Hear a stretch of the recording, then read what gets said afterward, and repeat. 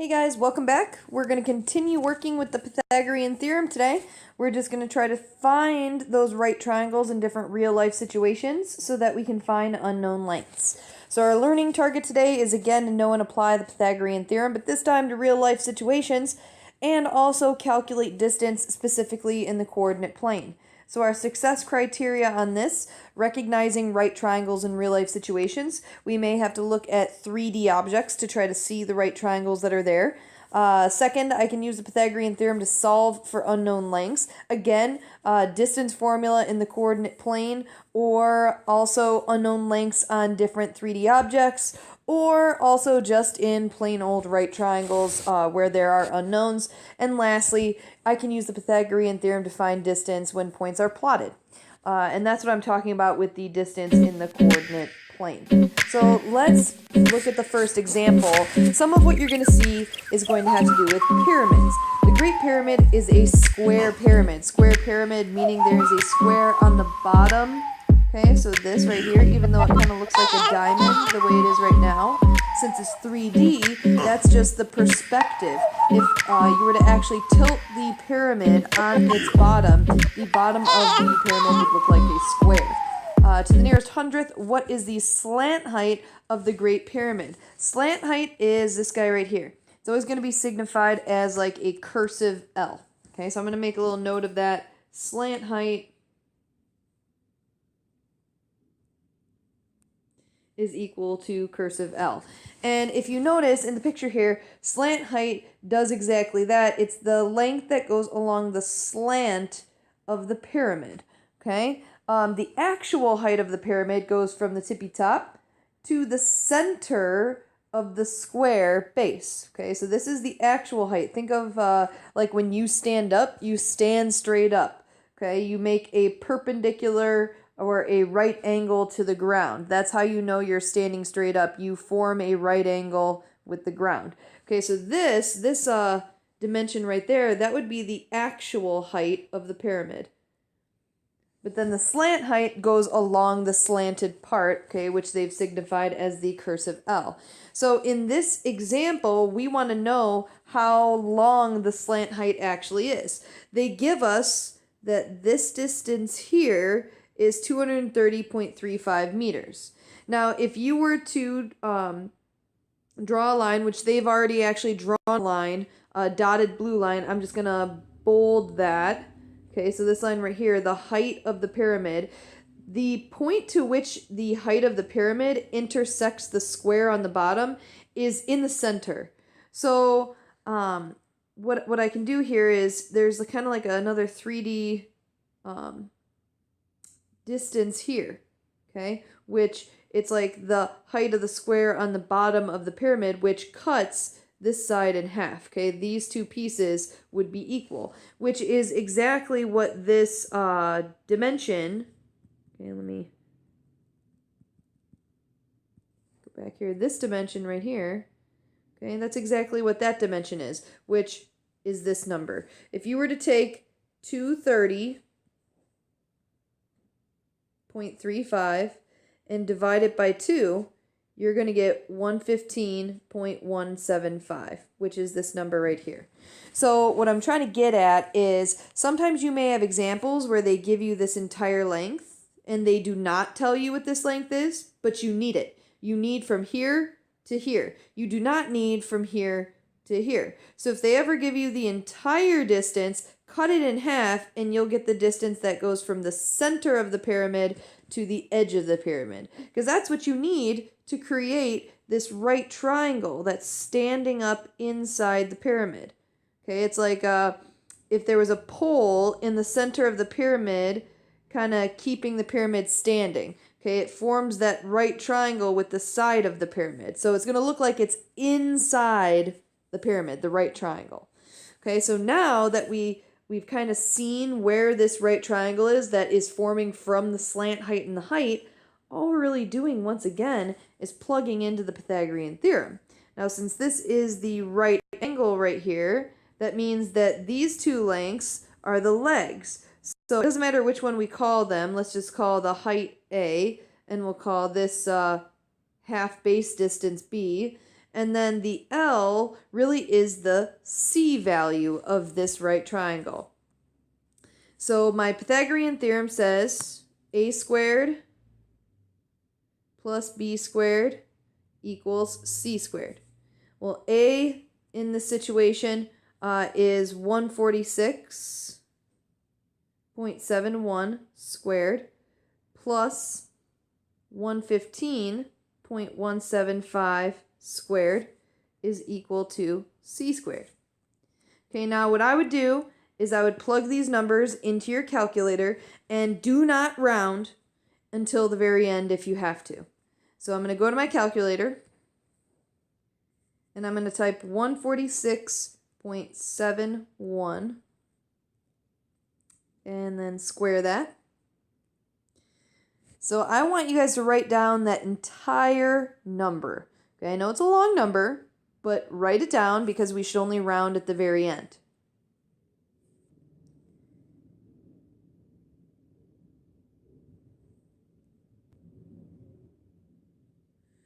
Okay, then plus, again, go to your calculator. Okay, type in 115.175, square it. All right, now we want to take down that big long number.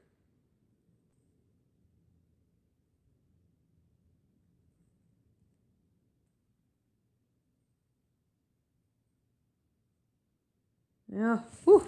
Okay, lots of big numbers there. And then equals c squared. Now I have to add those two numbers together. Now what I'm going to do is I'm going to keep that big, long, enormous number in my calculator, and I'm going to add this number to it.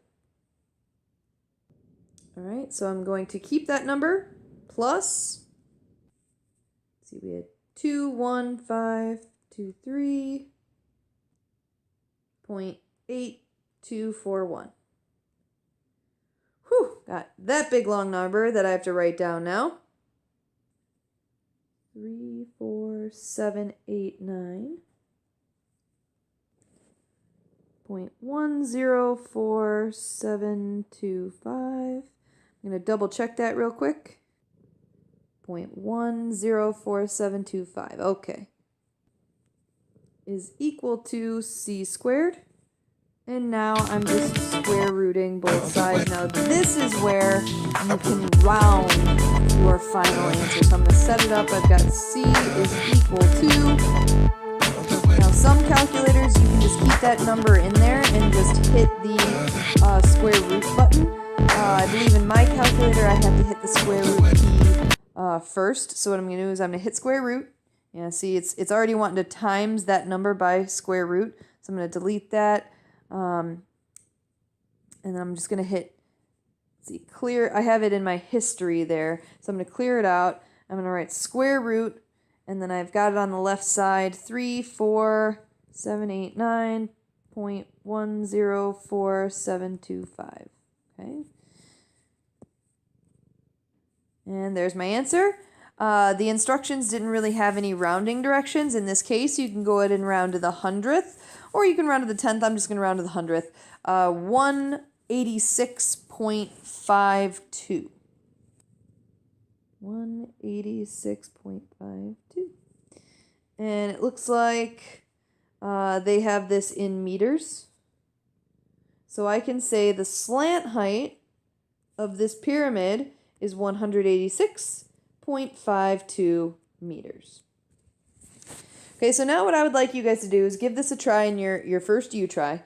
Again, I want you guys to see the triangle that is standing up inside of the pyramid. It says to the nearest 10th, so it does give you some rounding directions. What is the slant height of the square pyramid? Now the slant height goes from the top and connects down the slant to make that triangle. So right here, that's the slant height. Okay, now they don't give us this length right here, but again, we talked about how this length is half of this full length right here.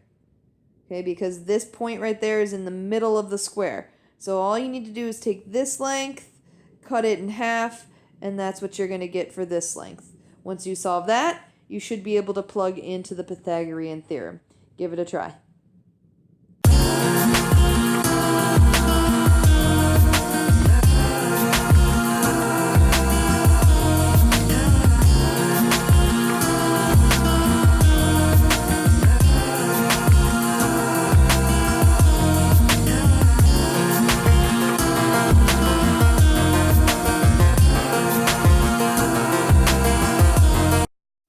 Alright, so I've got one more you try for you guys, only I'm stepping it up a little notch here. I've taken away some of the different like inner drawings on the triangle. I want you guys to be able to find the right triangle that would signify having the height and the slant height, and then I would like you to find what that height of the pyramid is.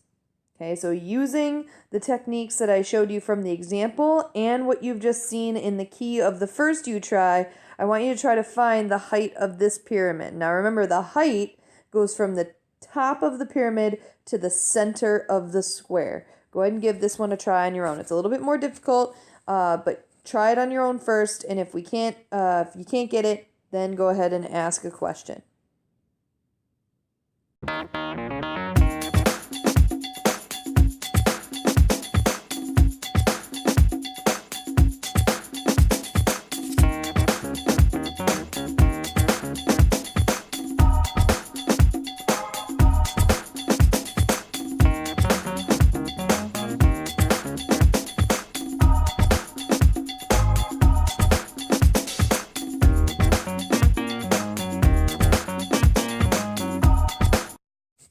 Alright, so other than looking for unknown lengths that are inside of 3D figures, I think one of the most useful ways to use the Pythagorean theorem is to find the distance between 2 points.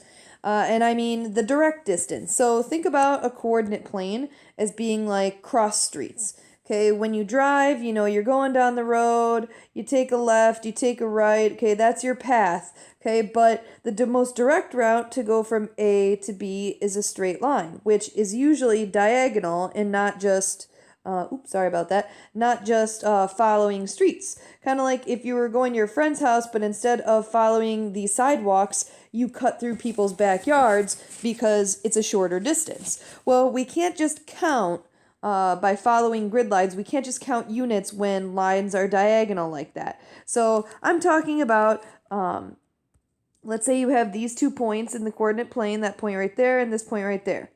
Okay, if I want to know this distance, okay, the straight line distance, we would draw in the legs of a right triangle in order to be able to count the distances. So like in this one particular, we have 1, 2, 3, 4, 5 units is A, and 1, 2, 3, 4, 5, 6, 7 units is B.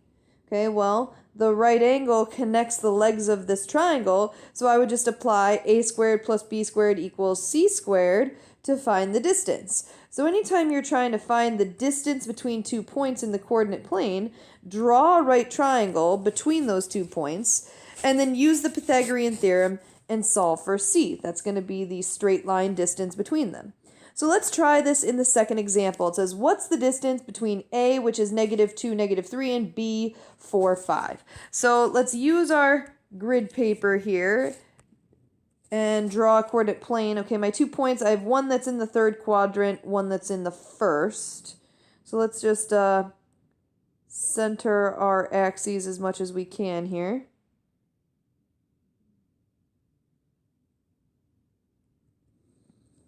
That didn't look very centered. There we go. That's good enough. Even if it does look like it's a little too far to the right, the points should still fit. I have -2, -3. Okay, so -2, -3 would be down there. And then I have, what was it, 4, 5. Okay, so +4, +5. That's up there like that.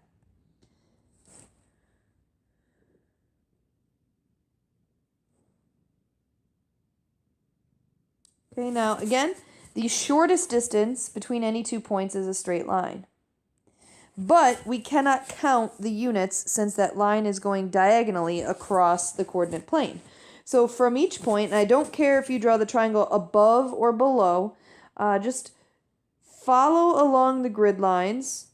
And if you need to, you can extend it like that so that you know that you're not accidentally drawing a diagonal line. See how as I'm drawing my pen, it follows the diagonal or the grid line. Okay, so you don't have to overshoot it like that, overextend it. If you can, stop where you see the point right above it and then connect them together. When you are intersecting and you see a box there, that you know you're forming a right angle. A completely vertical line meeting a completely horizontal line is going to form a right angle. So that means I can now count the side lengths I've marked in red. I see 1 unit, 2, 3, 4, 5, 6 units here. 1, 2, 3, 4, 5, 6, 7, 8 units there. And again, these are the legs of my triangle. So let's call this one A and call this one B. And then again, we'd be solving for the hypotenuse, C, and the C is going to be our distance. So I'm going to again write my Pythagorean theorem. A squared plus B squared equals C squared. And for A, I would have 6 units, so I have 6 squared plus, oh, no, actually I labeled that as B, sorry. Okay, A, I have 8 units, so 8 squared plus B squared, which is 6 squared, equals C squared. Now, technically, it doesn't matter which one I plug in for A and B. I could have written 6 squared plus 8 squared equals C squared. It really does not matter the legs. Okay, the most important one is C. C is always across from the right angle and is the longest side of the right triangle. So let's now square these and solve for C. I've got 64 plus 36 is equal to C squared. 64 plus 36 is 100. And then if I square root both sides, the square root and square go away. We're left with C is equal to 10. So in this example, the distance between point A, which is at -2, -3, and point B, which is 4, 5, is actually 10 units in length. Let's have you give this a try in your second U-try. Give yourself some axes. Make sure wherever you put the axes, you're able to see your 2 points, A and B. Okay, don't let them fall off the graph. You can put the axes wherever you want. You can put them over here. You can put the axes over here. But I want you to choose where the axes should go in order to fit both of these points on the grid lines. Then just follow the steps we did from the example. Make your right triangle and use the Pythagorean theorem. Give it a shot.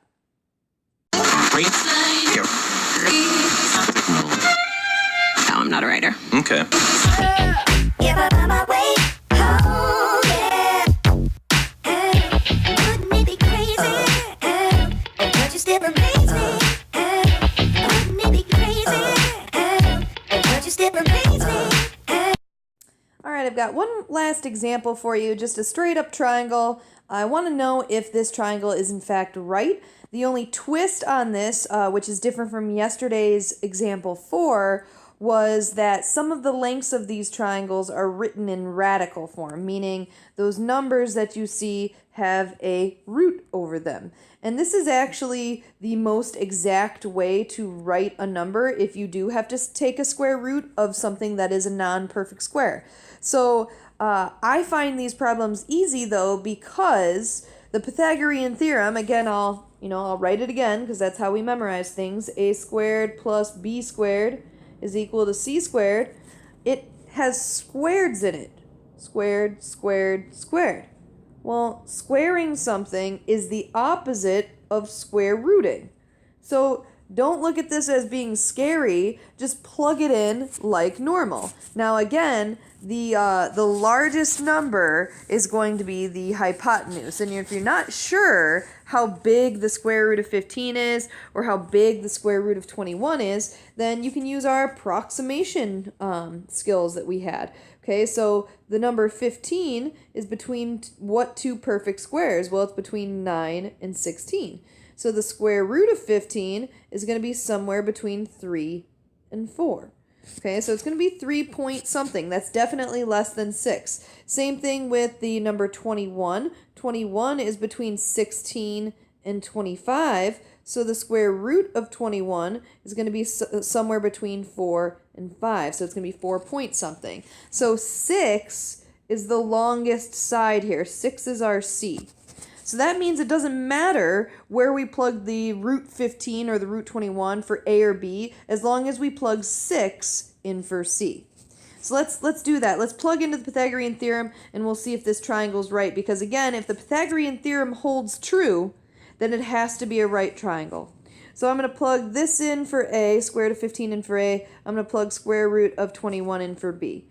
So I have the square root of 15 being squared, because it's A squared, plus the square root of 21 being squared, because that's B squared, and then equals C squared, which is 6. Now, if you want to put parentheses around the 6, you can, just so that they all look the same, but you really don't need it. Okay, I only put parentheses around these because I was mixing a radical symbol with a square symbol, and I just wanted to make sure you guys could tell I'm squaring a root, which in fact makes this problem easy because when you square a square root, they cancel. That's how we would solve problems earlier. So what you're left over is with 15.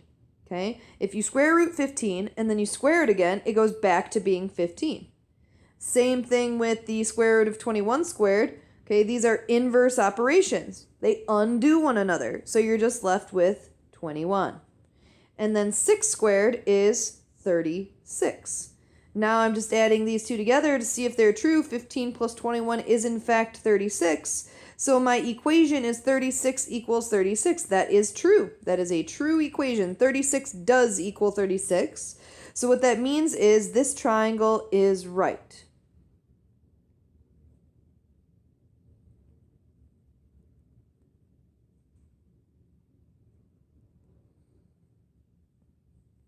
Okay, and our justification is this plugging into the Pythagorean theorem part. Okay, that tells me when I plug into the Pythagorean theorem that the equation is true, so it must be a right triangle. Let's have you guys give this a try in your third and final U try.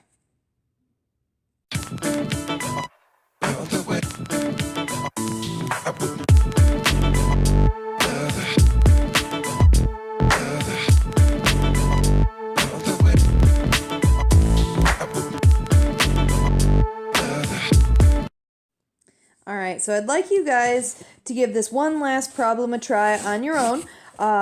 Try drawing a picture of what you think this situation is representing. We've been studying the Pythagorean theorem and we've been studying right triangles. So picture this as creating a right triangle and label each side with the blocks that they tell you.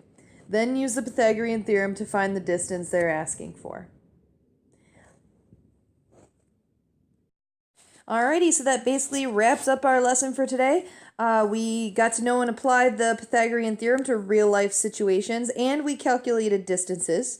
In order to do this, we recognized right triangles in real-life situations, like thinking about streets intersecting with each other, forming right angles, talking about pyramids, seeing right triangles being formed from the top of the pyramid to the center of the square base.